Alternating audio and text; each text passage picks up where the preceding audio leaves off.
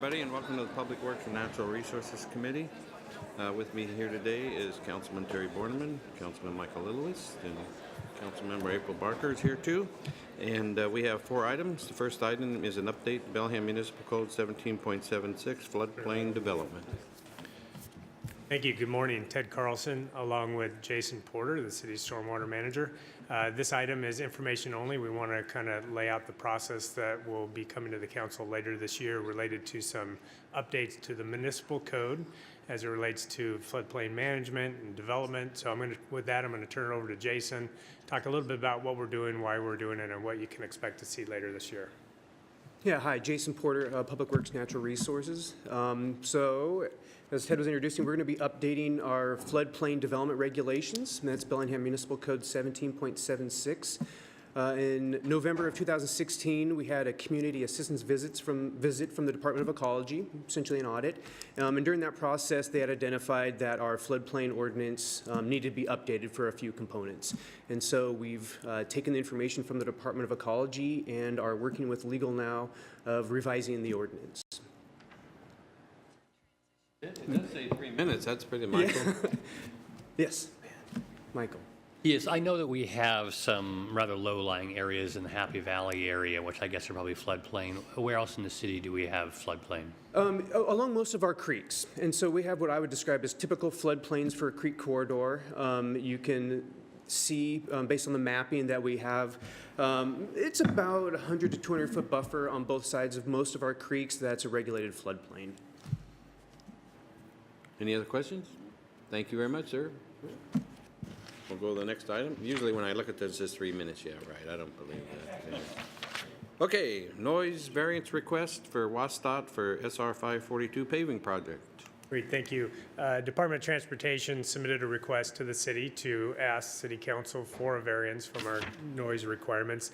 The project that they are proposing is to pave SR 542 or Sunset Drive. There's 2 project areas within that scope. One is paving from I-5 to Woburn-Hannigan, and then paving again from on the eastern part of the town out to McLeod to the city limits. And so it'll be a paving project. We'll also have the associated curb ramp, sidewalk upgrades, and there is a culvert that will be replaced as part of the project. Given the high volumes of traffic, DOT is requested to do some of that work at night.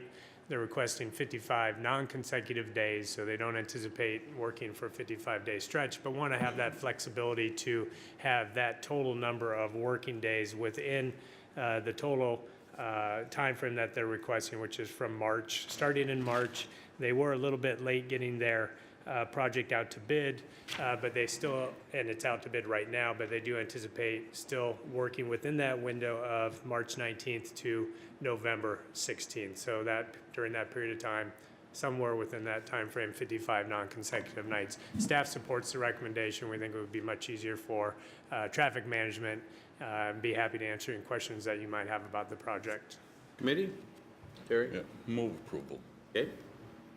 Michael, go ahead.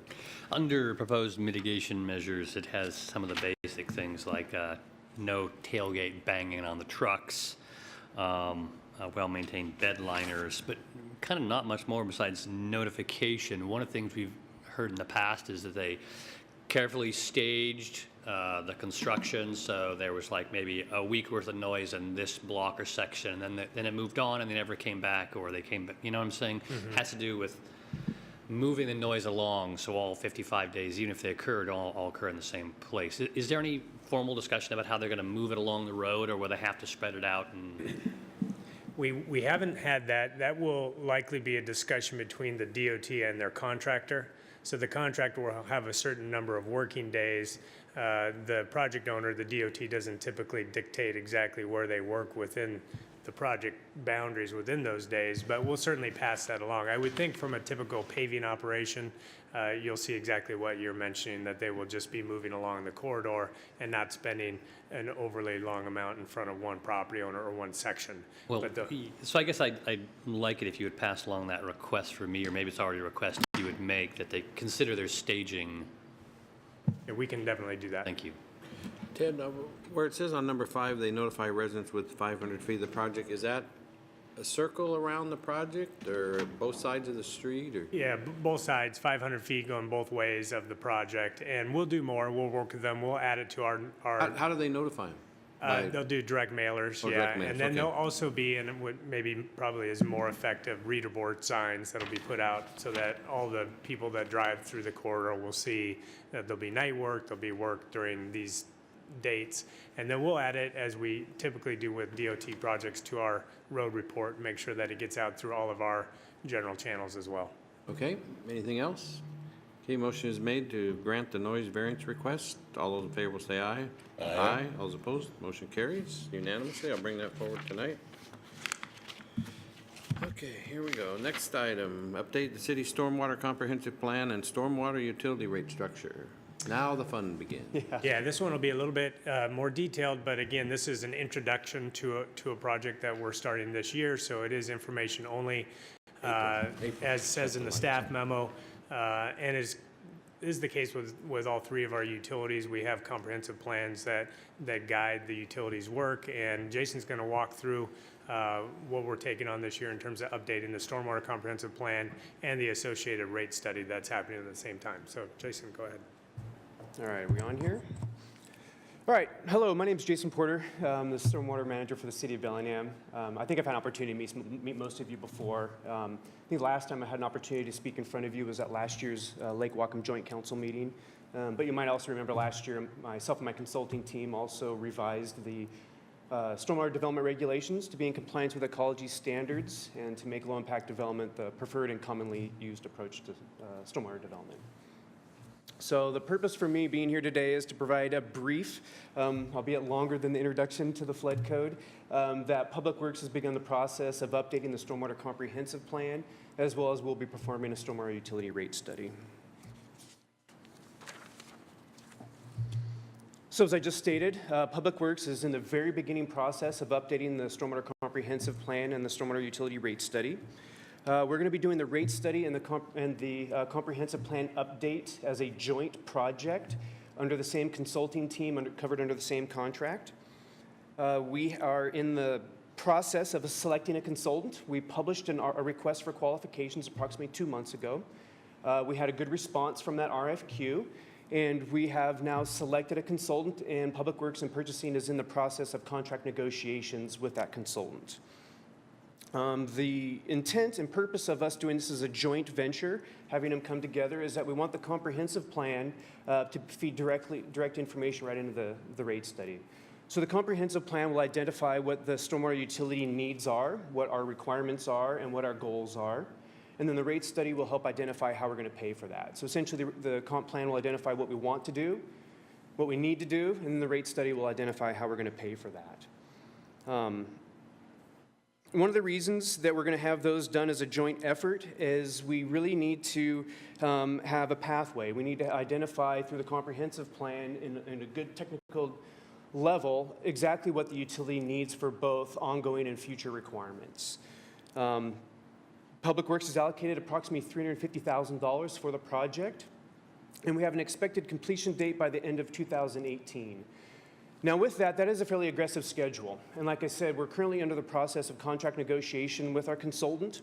And part of that process is to develop a scope of work as well as a project schedule.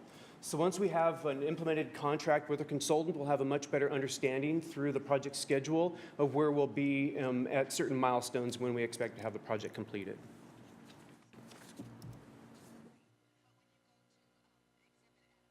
So the purpose of the Stormwater Comprehensive Plan is to identify and reflect the current state of the stormwater utilities, identify what the utility needs are, and to look at and identify necessary resources to meet ongoing and future requirements. So stormwater, as many of you know, is a very complex set of rules and regulations, and it's constantly changing, particularly with the reissuance every 5 years of the city's NPDES Phase 2 permit. And so the city really wants to have a plan that both identifies what those ongoing and future requirements are, but it really needs to have a plan. We need to have a plan on how we're going to continue to meet those obligations, as well as what kind of resources we need to be able to meet those. Like I said, stormwater is a complex set of rules and regulations. And it's really important for us to have a document in place that identifies both of what those rules and regulations are and how we move forward. Some of those regulations that we must comply with are the Clean Water Act, the Endangered Species Act, the National Pollution Discharge Elimination System, the Puget Sound Action Agenda, the Lake Whatcom TMDL, and our own City of Bellingham regulations and standards.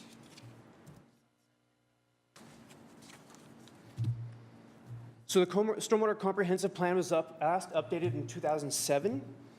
The 2007 update was an expansion of the 1995 Watershed Master Plan.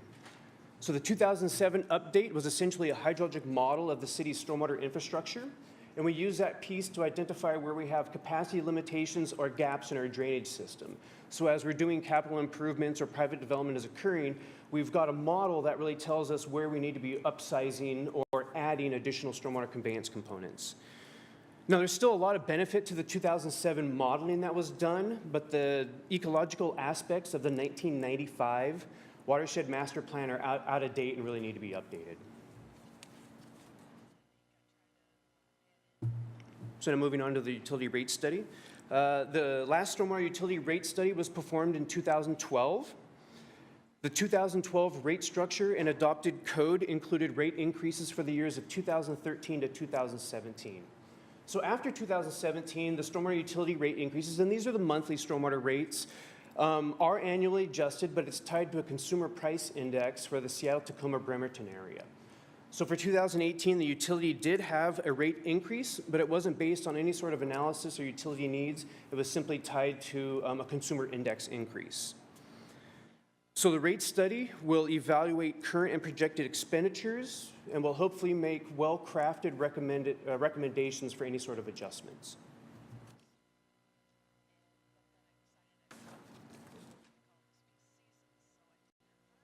So one of the current plans or pieces for the stormwater utility rate study is to evaluate our current method for rate design and structure. So right now, we assess monthly stormwater rates based on an amount of impervious or hard surface on a piece of property, and then we move those into categories of small, medium, large residential and small, medium, large commercial multifamily. Now, it's likely that we're going to retain that same structure and design, but a piece of this is to evaluate, is that really the most equitable way of doing allocation for our stormwater utility between our property owners and residents? So we just want to take a look to see, is there a better way of doing the way that we're doing that's more fair to spread the cost of the utility throughout our property owners? The stormwater utility rate has three funding source components. And those are the stormwater monthly rates, which I've just been talking about, but they also do include system development charges and stormwater permit fees. And both of those are paid at the time of permit issuance and are tied and associated with new and redevelopment projects. And so with that, I'm going to end the brief introduction to let you guys know that Public Works is just now beginning the process of updating our comprehensive plan and our stormwater utility rate study. Are there any questions? Oh, I'm sure there are. Michael? Yeah, let's start with the project list. I remember last time when we did a rate study, the thing that I actually focused a lot of attention on is what the project list was for Lake Whatcom in particular, right? And I can't remember if I actually formally moved or not, or asked for an increase in the amount of money spent on Lake Whatcom. And the way we were going to pay for that is with the rate study, right? So knowing what you want to do on Lake Whatcom influences the future anticipated need, which influences the rate. So I guess what I would like to see is we've talked about proceeding on restoring Lake Whatcom at our current pace. We've also talked about ways of increasing that pace. Could the rate study consider sort of like a pace as usual and maybe a more ambitious pace and see what that does to the rates, see what impact that would have on our planning, see how affordable it is. If we come forward just one set of project lists, then I kind of have no choice. It's pretty late in the game, so I'd like to make that request early in the game. So as part of the update to the Stormwater Comprehensive Plan, we'll be looking at capital needs over the 20-year period. So we'll have a list of needs generally speaking. Not all of them will be well-defined, but we'll generally know the needs of the utility over the 20-year period, not just in the Lake Whatcom watershed, but throughout the system. So we'll have a list of capital projects identified, and there will be opportunities to discuss how aggressively do we move forward with completion of those capital items. So I think there will be plenty of opportunity throughout the process. We're going to be coming back to council. As Jason mentioned, once we get a consultant on board, we get a contract and their schedule identified. As part of that will be check-ins with the city council. We'll be getting some policy direction throughout the process that will help complete the stormwater and the rate study, stormwater comprehensive plan and the rate study. So we'll have opportunity to have that discussion. As it relates to the watershed, remember that a portion of those capital projects are funded through the water fund. So we're balancing both the stormwater contributions as well as the water fund contributions when we look at the total cost of Lake Whatcom restoration and protection. So that will certainly be part of the discussion. That was part of my question too. As you say, we're using the water fund to do water quality works. Right. We could also, and do also, use stormwater funds for water quality works. So part of the rate structure is figuring out what is actually the best way, not within the fund, but actually between funds. That's correct. Terry, go ahead, Dan. I'm just kind of hoping this $350,000 just for a study isn't an indication of the hit that property owners are going to take, especially given, we're going to be facing historic new highs in property taxes because of the state legislature. There's a lot of residents in Bellingham aren't going to be able to take a whole lot of new big hits on any kind of increases. I think we're going to be in the sticker shock this year on a lot of things. So. Absolutely. I think that we certainly recognize that the utility rates need to be looked at in combination with all of the other impacts to our ratepayers and the city's taxpayers and the community. So again, there'll be opportunities to come back to council to get further policy direction. There will be a balance through the Stormwater Comprehensive Plan of things that need to be done to meet both the Department of Ecology regulations, Endangered Species Act, Clean Water Act, but there certainly are things that City of Bellingham does because we choose to do them. Those will be things that the council will give us direction on, all with the understanding that the rates, our community is paying the rates, so we need to be mindful of that. That's going to be part of the discussion, so I appreciate the comment. Mayor. Well, as we all know, one of the best ways to protect Lake Whatcom is by prevention, and I think we should also include in the cost the surcharge that the residents of the community pay. While it's not stormwater related or utility cost related, it's still another fee, or as Terry was saying, another thing, and it's an amount of money that we use every year to protect the lake by buying property. So I guess I wouldn't want to leave out anything that we're investing in, Ted, when we talk about what residents are paying and what we're investing to protect the lake. I'm glad you brought that because it's amazing when people get their bill and they start dissecting it and they see the $24 every 2 months for land acquisition and the stormwater. Here's a suggestion. It was just brought up to me. Is there any way you can pull the land acquisition out in a separate billing and the stormwater in a separate billing, so the water and sewer bill? I'm just bringing it up. I mean, people want to go monthly. We can't do that. We do it every 2 months. Or does that just totally screw the whole thing up if you were to separate it? They're going to pay it anyway, but it just, I don't know. I think all of that can be part of the discussion, and I think council has said in the past that there may be a desire to go to monthly billing versus the every other month billing. How we break out the bill on the individual combined utility statement is certainly also part of the discussion. And right now, the current policy on, as the mayor mentioned, the surcharge, the Lake Whatcom surcharge, is that up to 30% of the total revenue minus operating costs can be used for capital projects within the watershed, and that includes land acquisition for the capital projects. That is also a discussion that probably is time to come back to the council to see how do we want to utilize the surcharge, the balance between property acquisition and construction and water quality projects. We've been operating under a 30% rule, and we've been taking that 30% and applying it. It equates to around $1 million. It will change a little bit in the coming years as debt comes off of the watershed acquisition fund. Remember, we bought property with a revenue bond. That final revenue bond payment comes off the books this year. So when we go into 19, we free up quite a bit of money for both property acquisition and or water quality projects. So to Michael's original question, that's all part of this discussion, the balance between water utility money, stormwater money, and all of this needs to be kept in mind with affordability issues. We certainly are going into it with that thought process in mind. Michael? Yeah, can I pivot back to the affordability issue? If I remember last time in the rate study for, I think it was for stormwater, we had kind of a bump in the first year that was bigger, and then some smaller bumps over the subsequent years. Is that correct? That is. Because we were playing a little bit of catch up, and our rates have been flat for a while. Without having seen the results of the rate study, 'cause it's not done yet, do you think we're going to be playing catch up again, or do you think we're caught up and we won't? You know, are we in a hole in a sense in terms of backlog of projects, or have we kept pace this time? Yeah, I think I think it is premature to answer that question. I would like to go through the comprehensive plan update process, and again, as part of that, hear the council's feedback. There are going to be policy inputs, and you remember last time when we did the 2012 update, part of that was going through the process and seeing, you know, how aggressive do we want to be in some areas, what are the important programs and projects to the city that reflect the amount of rate increase, or if there is an increase.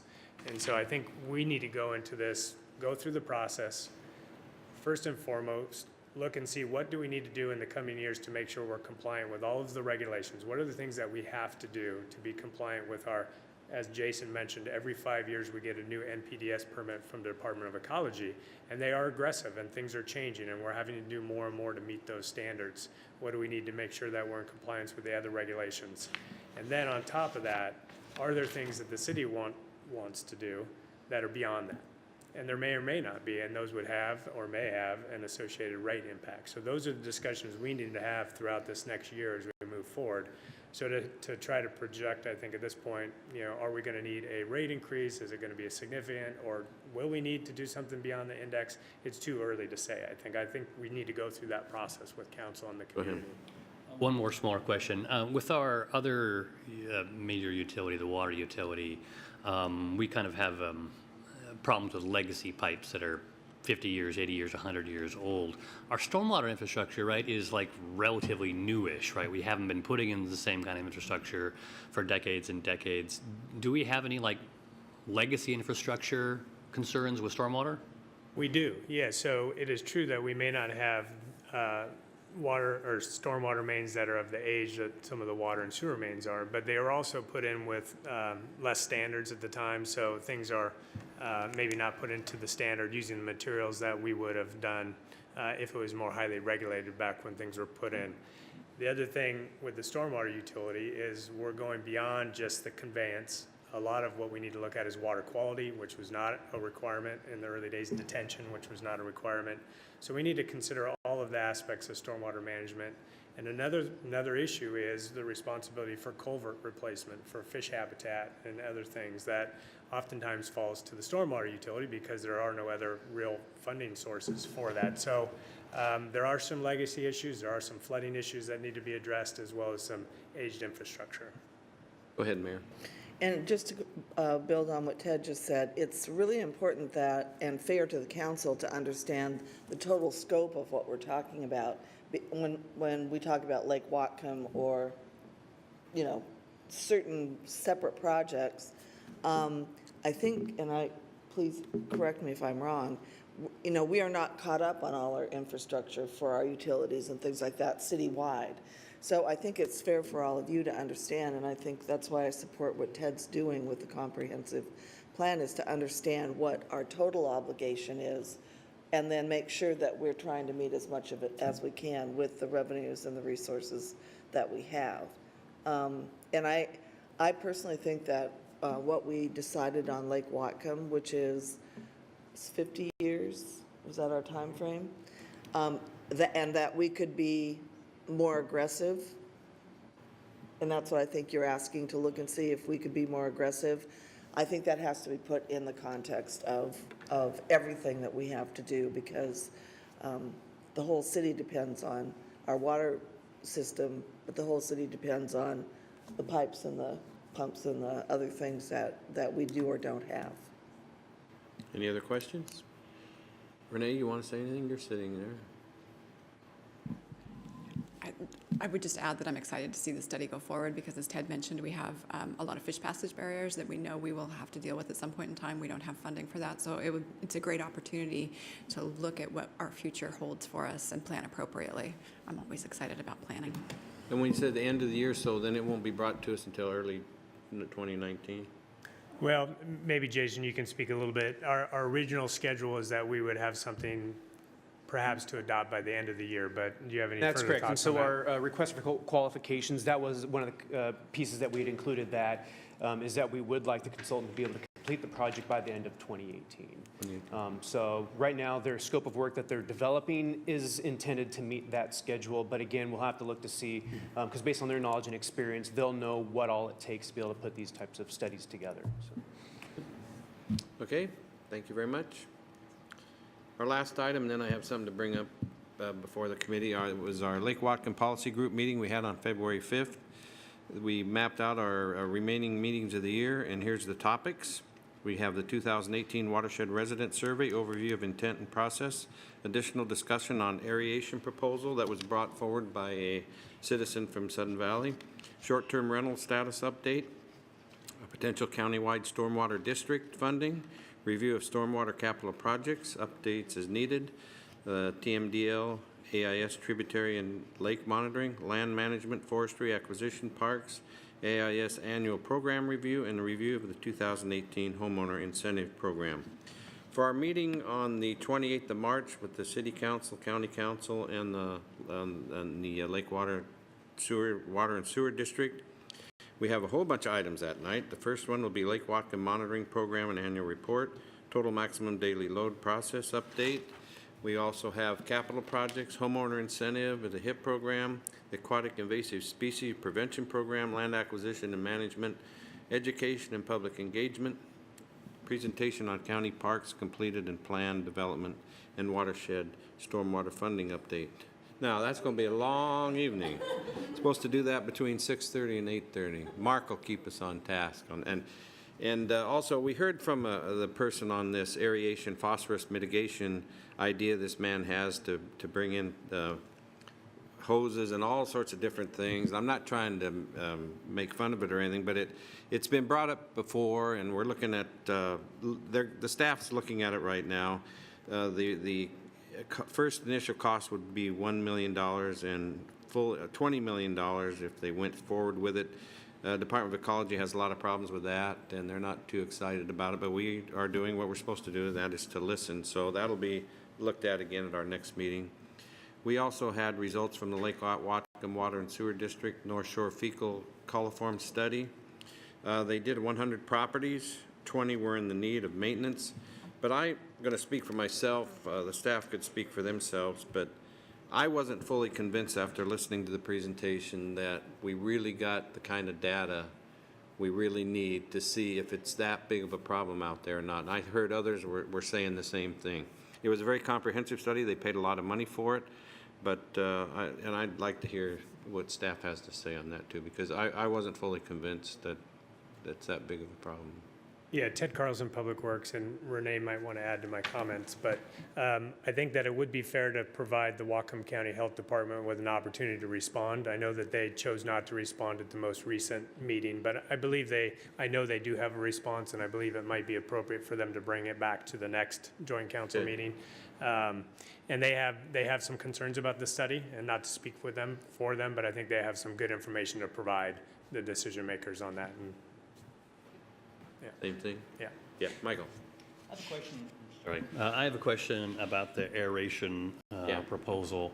As a staff report talks about, our current focus is on preventing ongoing addition to the harm by more phosphorus, more input into the system. But it seems to me that one of the benefits of the aeration would be in changing the oxygen levels and oxygen chemistry. And because right now what we're getting is the legacy phosphorus is being re-liberated, right? An old problem stays a current problem. And aeration might be able to affect that component. So I don't think aeration is a solution. I don't think it can or should replace our emphasis on inputs, as is put in here.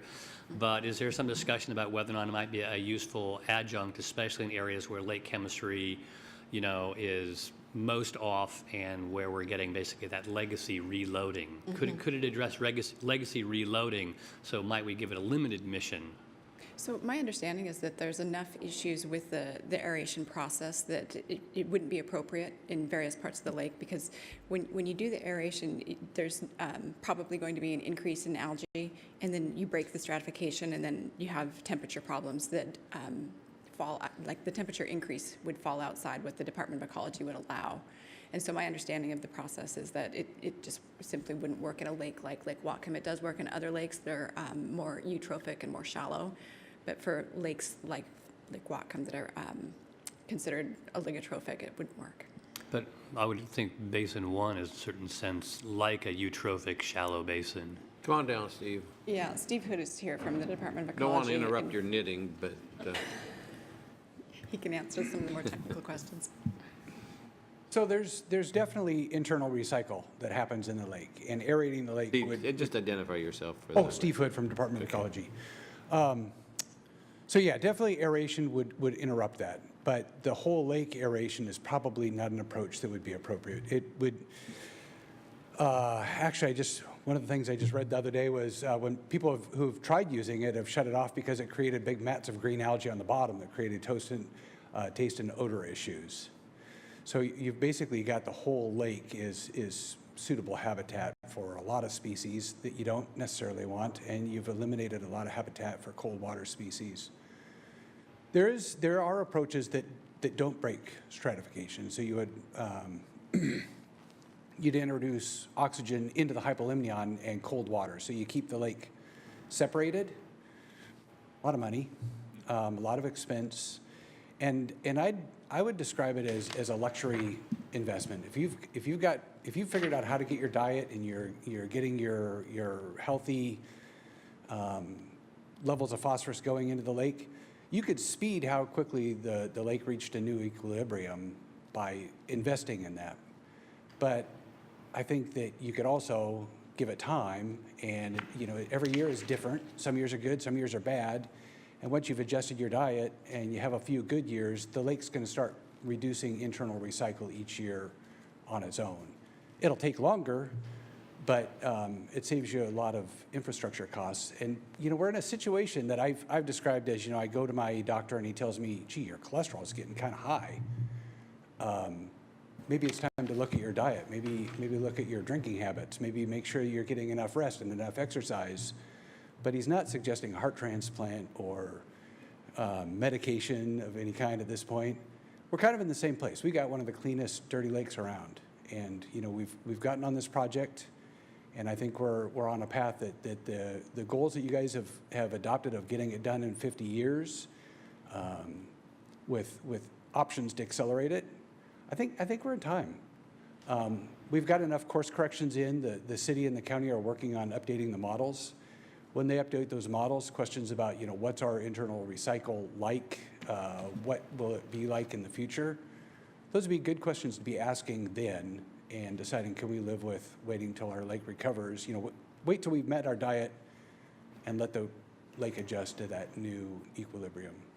Can I ask Steve a Sure, related go ahead. question? So what I'm hearing you say, Steve, very clearly is you strongly endorse the emphasis on worrying about inputs to the lake, and you think that dealing with the legacy reloading is a lesser issue, lesser priority. But the lake chemistry also, I think, liberates mercury and other compounds. So the lake chemistry isn't just about phosphorus, it's about some of these other toxins. But again, do you kind of still stick with the emphasis on dealing with phosphorus loading first and foremost? Yeah, well, part of it is that you'll have to do both. If you replace the heart and still have a bad diet, you're going to be wearing out the new heart, right? It's the same thing with the lake. If we go and we attack that part of the chemistry, but we still start dumping a lot of phosphorus in, you'll be back having new problems. Lakes that have done some aeration have had to shut it off because it depends upon having a sufficient iron, and they actually ran out of iron because that's how the phosphorus gets out of the water column. It binds to oxidized iron. But if you don't have iron getting oxidized, then the phosphorus stays in the water column.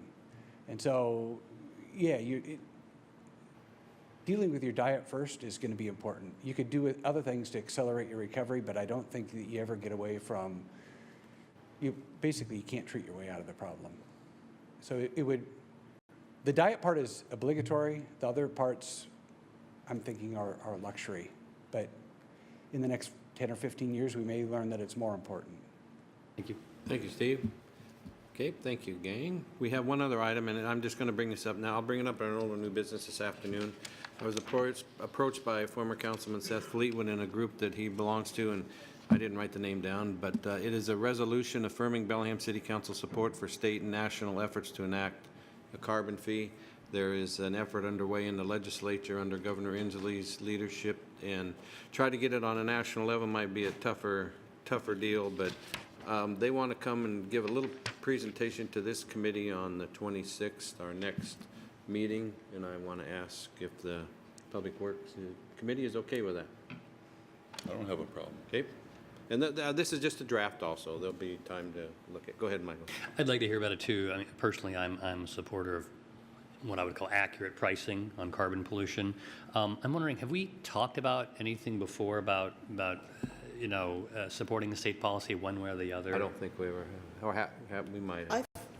I think we've been asked, something comes down from the state through our lobbyists let us know that these bills are up, and we've been approached by the governor's office, Brian, I can't remember who else. No, not recently, but in the course of history. I think we were just, I'll get a list of the things we've done. So there's no reason if it's part of the council's policy that they'd like to do it. Sometimes supporting someone,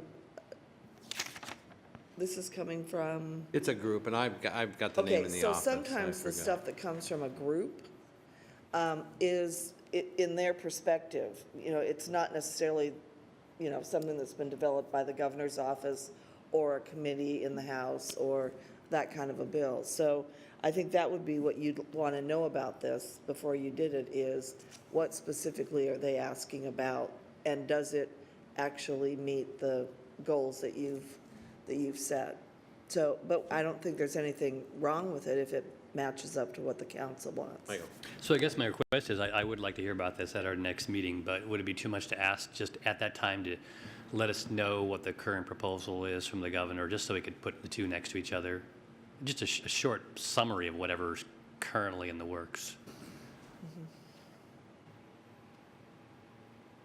Brian Heinrich's Mayor's Office. So it's Senate Bill 6203, which is did not make it out of House of Origin. A cutoff was last Friday. Now, as the mayor well knows, that doesn't mean that the intent of the legislation is dead, so to speak. But we can certainly provide that information, a bill report or something like that in the packet. It would be useful. Okay. Especially if it costs money, because if it's necessary to implement the budget, then it can always come back alive. Okay, anything else? Okay, meeting adjourned.